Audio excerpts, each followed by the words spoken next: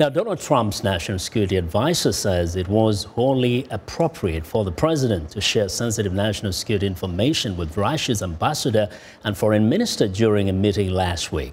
That defense comes amid a firestorm of bipartisan criticism in Washington. Here's VOA's Gallo. A White House in damage control after a bombshell report claiming that President Donald Trump shared highly classified information about an Islamic State terror plot. The disclosure reportedly came during a meeting with Russian officials last week at the White House.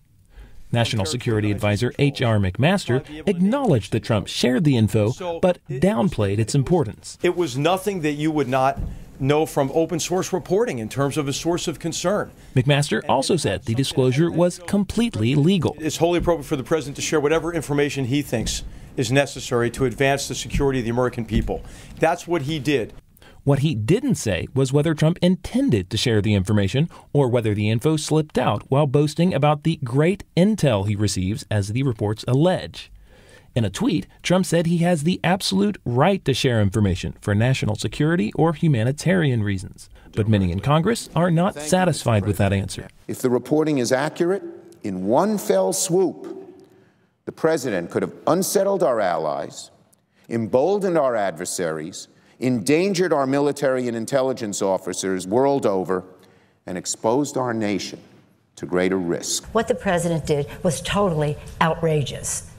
Totally outrageous. If it was unwitting, that would be pathetic and dangerous. If it was intentional, that would even be, I don't know what's worse. Another concern, that allies could be less likely to share sensitive info with the U.S. If the president in this circumstance chose to share information from a third-party intelligence service that was provided to the United States with the understanding that it would not be supplied to another power, that could well complicate intelligence sharing relationships down the line. Late Tuesday, reports emerged that Israel was the source of the information Trump disclosed.